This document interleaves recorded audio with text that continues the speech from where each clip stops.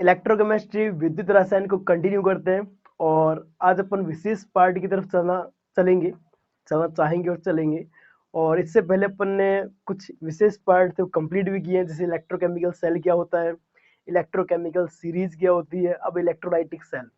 देखो यार, एक पूरा कंबाइंड पोर्शन है, ये पोर्शन पूरा एक साथ समझ में आता है और लास्ट पोर्शन की तरफ है अपन इसी के।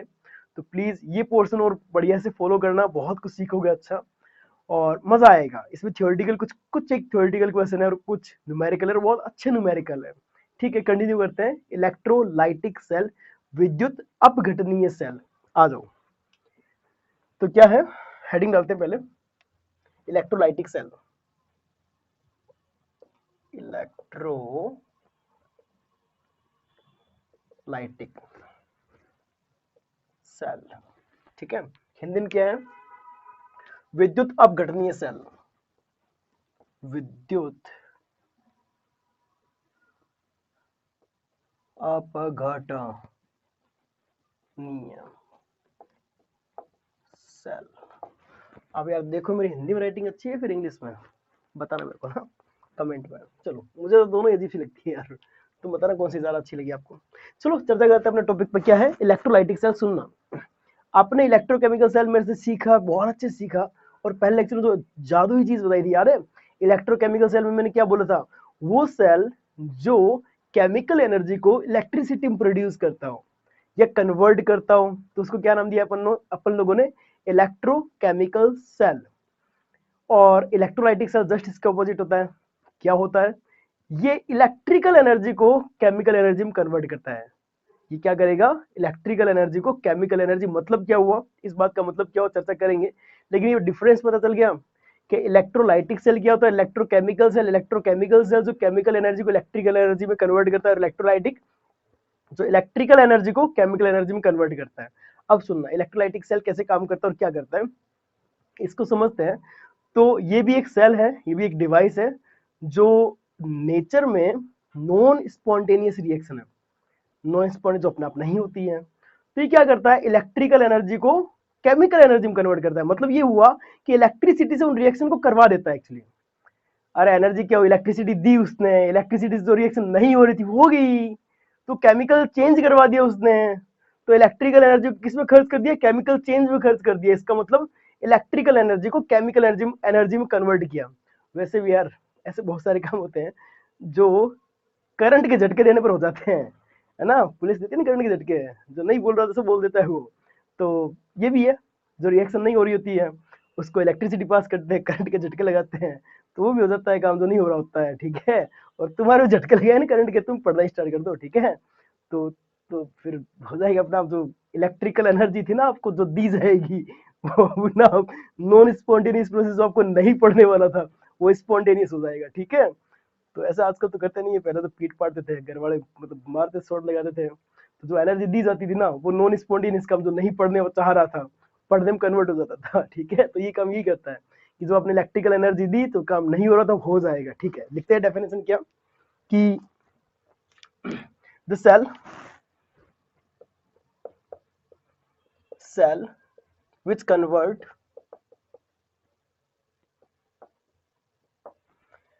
electrical energy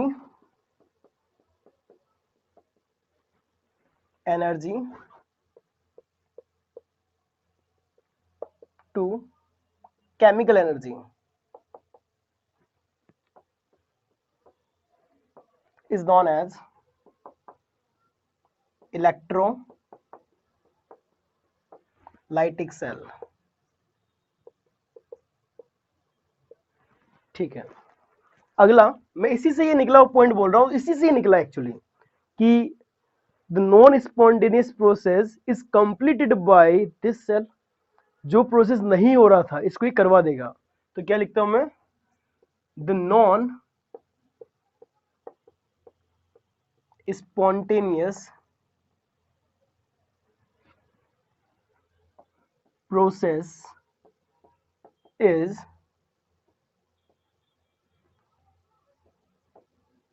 completed by electrolytic cell।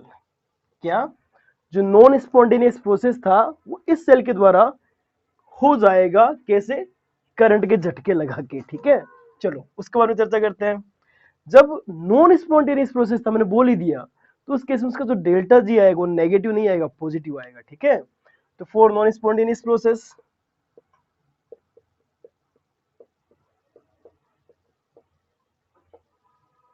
Non spontaneous process के लिए डेल्टा जी पॉजिटिव नहीं होगा क्या? फॉर ये आपको दिख रहा है, वो थोड़ा रिफ्लेक्शन आ रहा है, दिख जाए तो बढ़िया है, वैसे मैं हटता करता हूं तो दिख जाता है आपको, ठीक है। For non spontaneous process delta G is positive and delta G is goes to क्या होता है, माइनस का n F E. Delta G is goes to minus का एन एफ ई। जब डेल्टा जी पॉजिटिव है तो ई क्या हो जाएगा, ई क्या हो जाएगा, ये यदि पॉजिटिव है तो ई क्या हो जाएगा, नेगेटिव। ई सेल, यहां पर ई सेल ही तो है। तो सिंपल सी कहानी समझ में आ गई। इलेक्ट्रिसिटी नेगेटिव आने का मतलब आपने सप्लाई की है, पॉजिटिव मतलब आपको प्रोड्यूस होके मिली है। बात समझ में आ गई, इसमें क्या डिफरेंस है? तो मैं ये बोल सकता हूं कि it is just opposite to the electrochemical cell. मतलब जो स्पॉन्टेनियस था वो इलेक्ट्रिसिटी दे रहा था, नॉन स्पॉन्टेनियस इलेक्ट्रिसिटी दी जा रही है उसको, तो क्या है, this cell is just opposite to the electrochemical cell. Short form लिख देता हूं, इलेक्ट्रोकेमिकल सेल। नेक्स्ट, अब इसका डायग्राम बनाते हैं, कैसे दिखते हैं जनरली, ये कैसे काम करते हैं, ये कैसे काम में लिए जाते हैं, डायग्राम समझाता हूँ बहुत अच्छे से। देखो इसमें क्या होता है, दो बीकर नहीं होते, एक ही बीकर होता है। इसमें एक ही बीकर होता है। उस एक बीकर में, थोड़ा बीकर बड़ा हो गया ना, छोटा कर देते हैं, सॉल्यूशन ज्यादा कम आएगा, ठीक है, इतना घना ही है, थोड़ा सॉल्यूशन हो जाएगा, ठीक है। एक बीकर रहता है, उस बीकर के अंदर दो रोड्स पुट की जाती है, ठीक है। अब ये जो रोड है मेटल की, ये जनरली इनर्ट मेटल की ली जाती है, प्लेटिनम वगैरह की, इनर्ट मेटल रोड प्लेटिनम वगैरह की। लेकिन यदि रिएक्टिव ले ले तो क्या होगा, वो चर्चा करेंगे, ठीक है। इसके अंदर भरा हुआ रहता है क्या, ये फिल कर देते हैं अपन लोग इससे, या तो मोल्टन आयोनिक सॉल्यूशन लेते हैं, या मोल्टन आयोनिक सब्सटेंस लेते हैं, या फिर एक्वस आयोनिक सॉल्यूशन लेते हैं ना, मोल्टन और एक्वस आयोनिक सॉल्यूशन। ऐसा क्यों चर्चा करेंगे, ठीक है। चलो अब इसमें क्या होता है, आगे ये रोड जो है बैटरी से कनेक्टेड रहती है, आगे रोड बैटरी से कनेक्टेड रहती है, और बैटरी इसको वोल्टेज जो भी है बैटरी से कनेक्टेड है। और होगा क्या, जो ये सॉल्यूशन रखा हुआ है, जो ये सॉल्यूशन रखा हुआ है, इस सॉल्यूशन में एक तो है, जो भी है एक कंफर्म है। चलो एक और चर्चा करते हैं, वो कंफर्म की बात करते हैं, पहले उससे पहले कंफर्म जो चीज है, ये पॉजिटिव नेगेटिव टर्मिनल, ठीक है। पॉजिटिव टर्मिनल को आप एनोड बोलते हो, तो इस रोड का नाम भी क्या है, एनोड रोड।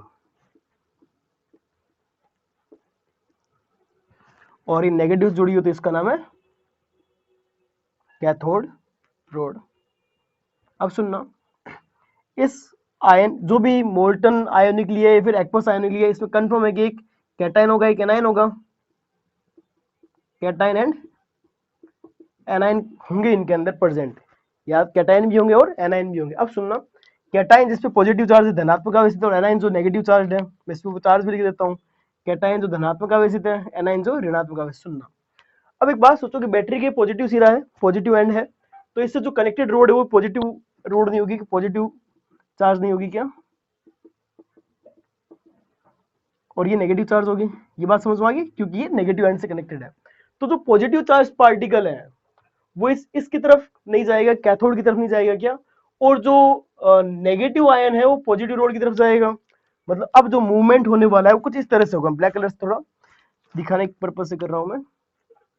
ये जो एनायन है वो इसकी तरफ मूव करेगा, और ये जो कैटायन है वो इसकी तरफ मूव करेगा। लेकिन एक बात जो वहां पर थी वो यहां पे भी रहेगी क्या, एनोड पे तो भाईला ऑक्सीडेशन ही होगा, ऑक्सीडेशन टेक्स प्लेस। और यहां पर क्या होगा, कैथोड कंफर्म है, और एनोड का मतलब ऑक्सीडेशन होता रहे, अपन ने चर्चा की थी, और कैथोड पे रिडक्शन, तो यहां पर क्या होगा, रिडक्शन टेक्स प्लेस। बात समझ में आ गई, ये हमेशा ध्यान रखना, जहन में डाल लेना, एकदम तगड़े तरीके से जहन में डाल लेना। तो हुआ क्या सुनना, यहाँ पर हुआ यह सुनना कि दो रोड्स होती हैं इनर्ट मेटल की, यदि रिएक्टिव मेटल है तो थोड़ा सा चेंज हो जाएगा प्रोसेस। तो दो मेटेलिक रोड्स ली जाती है, उसको एक्वस सॉल्यूशन में या फिर आयोनिक सॉल्यूशन, उसमें आयन प्रेजेंट होना चाहिए, उसके अंदर डिप किया जाता है और इलेक्ट्रिसिटी बैटरी के थ्रू प्रोवाइड की जाती है। तो इसमें होता है क्या, जो एनाइन और कैटाइन प्रेजेंट, धनायन और ऋणायन होता है, वो करस्पॉन्डिंग जो उसके हिसाब से अपने एक रोड जो भी इलेक्ट्रोड है धनात्मक या ऋणात्मक उसकी तरफ चले जाते हैं, और जो एनोड वाली रोड है वहां पर ऑक्सीडेशन और कैथोड वाली रोड पे रिडक्शन। ये एक इलेक्ट्रोलाइटिक सेल है। ये आपके सामने जो बना हुआ डायग्राम किसका है, डायग्राम ऑफ इलेक्ट्रोलाइटिक सेल। अपना ये अगला पॉइंट यही है कि कैसे दिखता है इलेक्ट्रोलाइटिक सेल, एक आइडिया लग गया कैसे दिखता है। अब अपन सीखेंगे क्या कि यहाँ पर ऑक्सीडेशन किसका होता है, यहाँ रिडक्शन किसका होता है, मतलब दो तरह के एस्पेक्ट सीखेंगे। तो लिख देता हूं मैं, इस बात को लिख भी देता हूं, there are two type of aspects,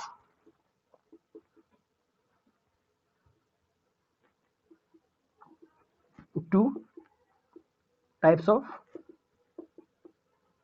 aspect. दो तरह के एस्पेक्ट अपने सेल में देखने को मिलेंगे, दो तरह की चर्चा इस सेल में अपन लोग करेंगे। पहली चर्चा होगी क्वालिटेटिव एस्पेक्ट, पहली चर्चा होगी क्वालिटेटिव एस्पेक्ट,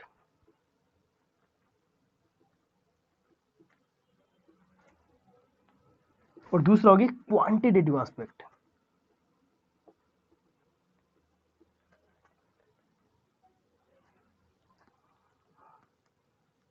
क्वांटिटेटिव एस्पेक्ट, दो तरह की चर्चा होगी, एक तो क्वांटिटेटिव क्वालिटेटिव। देखो क्वालिटेटिव का मतलब क्या, बहुत अच्छे से करेंगे, अगली हेडिंग अपनी वही है।